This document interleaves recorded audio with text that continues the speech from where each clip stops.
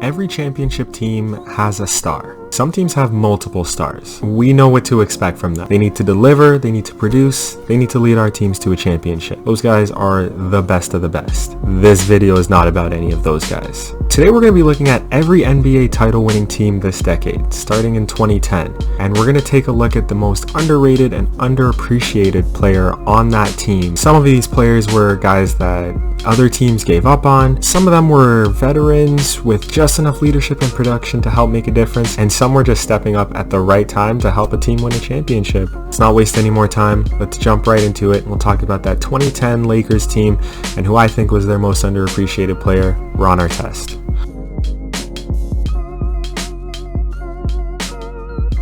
So Ron Artest, the man of a million names, joined the Lakers in the 2009 offseason to replace Trevor Ariza, who was young at the time and was looking for a bigger role, decided to go to the Houston Rockets. Ron Artest, who was on the Rocket, then signed with the Lakers, so it was like a bit of a swap there. Artest was a great fit for the Lakers. He sacrificed his touches, his role, basically everything. He put his ego right to the side to help this team try and win a championship, and he was a huge difference maker. Despite his scoring dropping almost 6 points per game, he still contributed at a high level as a two-way player. If you guys remember, he hit that game-winning buzzer beater in Game 5 of the conference finals against the Phoenix Suns, and then in the memorable Game 7 of the finals against the Boston Celtics, dropped 20 points, played some great defense on Paul Pierce, and hit the dagger to seal the win for the Lakers and bring home the 5th chip for Kobe Bryant, which was a huge deal at the time.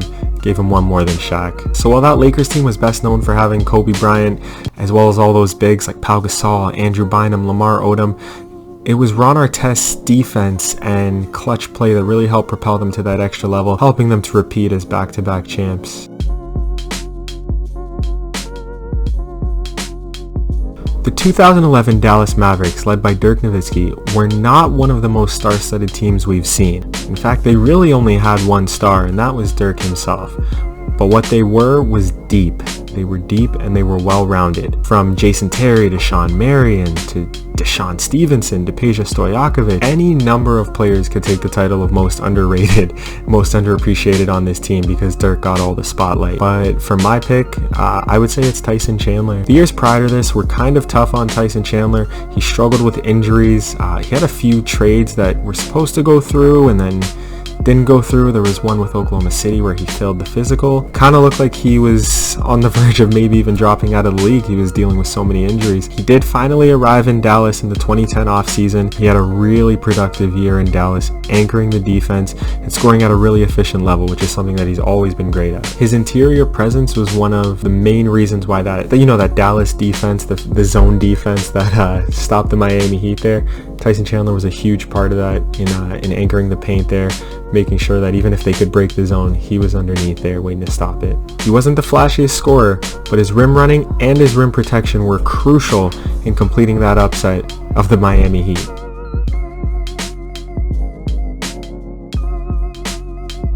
So after that disappointing showing in 2011, the Miami Heat bounced back by defeating the Oklahoma City Thunder in 5 games. Starting point guard Mario Chalmers played a great supporting role, especially in Game 4, where he scored 25 points, including 12 in the 4th quarter. Now, Chalmers was never a star, but he did excel as kind of an off-ball pest. He would play the passing lanes a lot and then knock down his open shots as well, which was huge on a team that already featured talents like LeBron James, Dwayne Wade, Chris Bosh. The star power on this team was unbelievable, and Chalmers was kind of like the least established on that team as well as the youngest, so he ended up kind of being the little brother of the group, so he had to deal with a lot of garbage from everyone else. Everyone else was always coming down on him, blaming him when things didn't go right, and he showed a lot of toughness to deal with that the whole time. A lot of steel to be hitting the shots that he hit, and he showed that he could solidify himself as a starting caliber point guard on a championship team. And even looking back on it, a lot of people don't really realize how important that is to be the point guard on a team with LeBron James and Dwayne Wade and Bosh. He did a great job, and I don't think he got enough credit for it.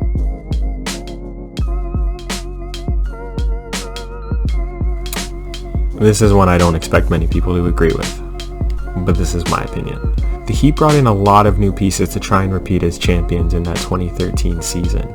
And while the two snipers they brought in, Rashard Lewis and Ray Allen, played big roles, Obviously Ray Allen hitting the shot of shots in game 6 of the finals. There was another addition that played a great role, really helped energize, never gets mentioned when people are looking back on that team, and that is Chris Anderson, the Birdman. Keep in mind, he wasn't even on the roster at the start of the year. They signed him in February to 2 10-day contracts. After that, they signed him for the rest of the season, and he provided such a lift to this team with his defense and his really efficient shooting, like really efficient. Through those playoffs, although he didn't play a lot of minutes, he was so productive in those minutes that it jumped off the charts to me. I had to give him this spot when I was looking back at it. His advanced stats were off the chart. He finished second on the team in PER behind LeBron James, and his true shooting percentage was north of 80%, which is absolutely nuts. He played fantastic. Whenever he went in the game, it felt like he was going to block a shot, get a dunk, get a putback. He was going to make something happen.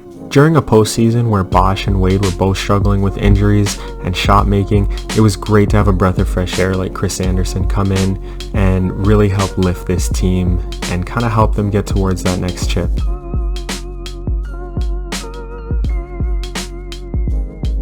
The 2014 Spurs played beautiful basketball. Like it was poetry on a basketball court. It was, to this day, it's the best basketball I've ever seen. They were always looking to make the extra pass, always finding cutters, finding shooters in the corner. If you'll remember this, the year before in the finals, Danny Green was hitting 3 after 3 after 3. He had the record for NBA Finals threes made for a little bit. But there was one player who I felt embodied that system and was a fantastic fit, and that was Boris Diaw. Prior to joining the Spurs, Diaw would sort of began getting a reputation as a bit of a lazy player.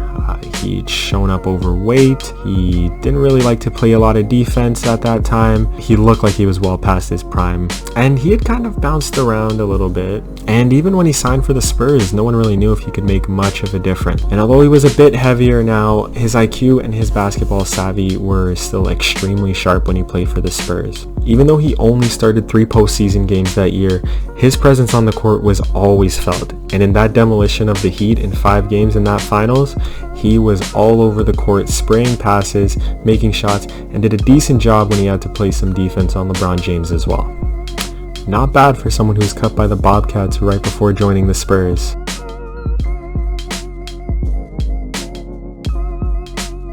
So this is one I don't think people will agree with, but hear me out.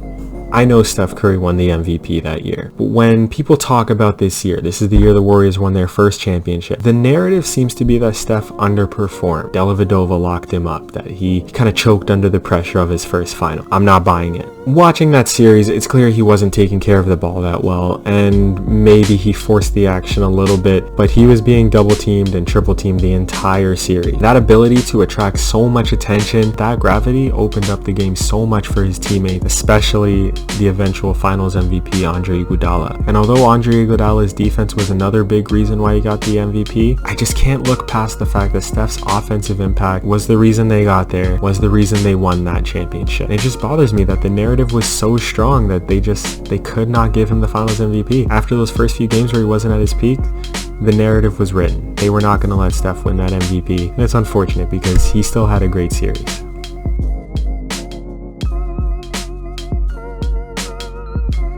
The 2016 Cleveland Cavaliers were best known for completing the comeback of all comebacks. You know the one. They came back from a 3-1 deficit. Never been done before in the finals. Not sure if it'll ever be done again. It was amazing. That Herculean performance by LeBron James and Kyrie Irving will never be forgotten. But Tristan Thompson's work on the glass and as a finisher was vital as well. The Canadian big man had an up and down year that season. Before the season even started, he was in a bit of a contract standoff with management, and he was actually not going to play until he got the extension, which he got 5 days before the season started. Even throughout the playoffs, he kind of struggled a bit. Some matchups, like against the Raptors, he really didn't have a good series. He found himself a bit played off the court sometimes. But when it came down to it in the finals, Tristan Thompson showed why he deserved that money. Particularly in the dominant Game 6 victory, where he scored 15 points and had 16 rebounds as well to help tie that series up with Game 7 in Oakland right after. Tristan Thompson never had star potential, but his ability to maximize his role the best way he could by playing with maximum effort and spacing the floor for his teammates with his cuts proved for him to be such a valuable piece on that championship team, and I think he could still be a great piece on any championship team going forward.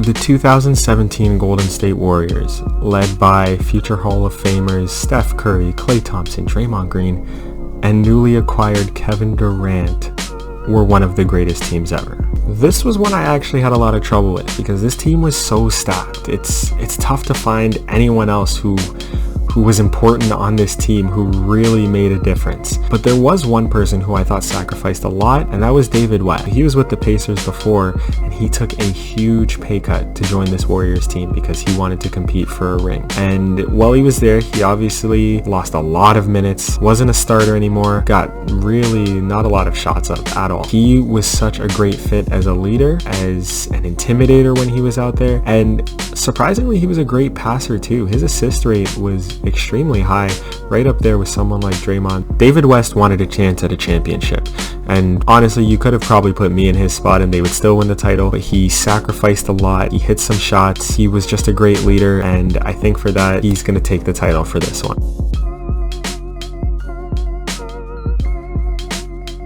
So although the 2018 Warriors weren't as dominant throughout the playoffs, they went to Game 7 against the Rockets, they were still obviously stacked. They swept the Cavs. They made quick work of the Cavs. It wasn't even close. When I look back on that team, I think Iguodala really proved his worth, and the main reason is because of those conference finals. His Western Conference Finals injury coincided with the Rockets taking that 3-2 series lead, and although the Warriors would bounce back and actually win the series in 7, Steve Kerr famously said that if Andre Iguodala was in that series, it wouldn't go to 7 games, and I believe him.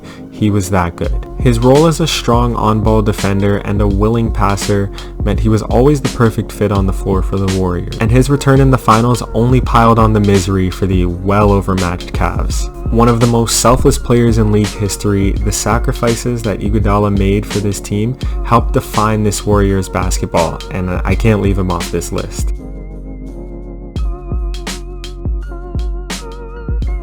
Last but not least, the 2019 champion, the Toronto Raptors. This is my team. I love the Raptors. One of the greatest seasons, no, the greatest season I've ever had the pleasure of watching. After all the years of flaming out in the playoffs, usually at the hands of LeBron, this was an overwhelming moment. It was amazing. That, Jordan-esque performance by Kawhi Leonard during the postseason has been talked about all the time. We're not going to get into that. We know Kyle Lowry was the leader of that team, whether it was taking charges, the Game 6 against the Warriors, the closeout game. He started off on fire, set the tone. That's what Kyle did. But that postseason became a breakout of sorts for Fred VanVleet. That postseason can be broken down to basically like 2 acts in a play. So the first act was kind of like a tragedy. Those first few series for Freddie were not that great. He could not hit a shot. He was forcing shots. He was over dribbling. Really wasn't playing with any confidence, and it showed. And a lot of the fan base, me included, I gave up on him. And a lot of the fan base wanted to see him benched in favor of someone else. I was aboard the Jeremy Lin bandwagon at this point because it felt like every time Fred was on the floor, we would give up points. He would let his guy score on him. It just didn't feel like there was anything there. But that all changed. So after the birth of his son, Fred VanVleet Jr., all of a sudden, Fred Sr. went nuclear. Just take a look at these shooting splits.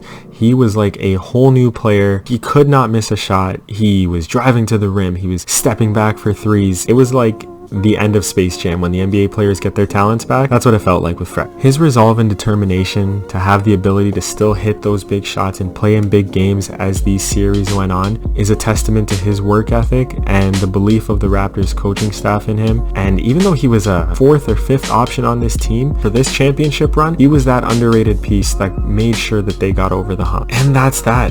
Thank you so much for watching. This is my first video ever.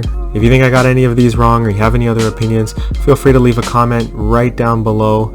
And if you like this video and wanted to see more content like this, be sure to hit the like button and subscribe to the channel. I love basketball and sports in general, and I have got tons of ideas of content to bring to you guys. I also just started a Twitch channel. I stream every day except for Thursdays and Fridays, and I'm always down for a debate or two while I'm gaming. So I'll leave the link in the description for that. Be sure to give it a follow. Anyway, that's enough talking about me. Hope you guys enjoyed the video, and I'll see you next time.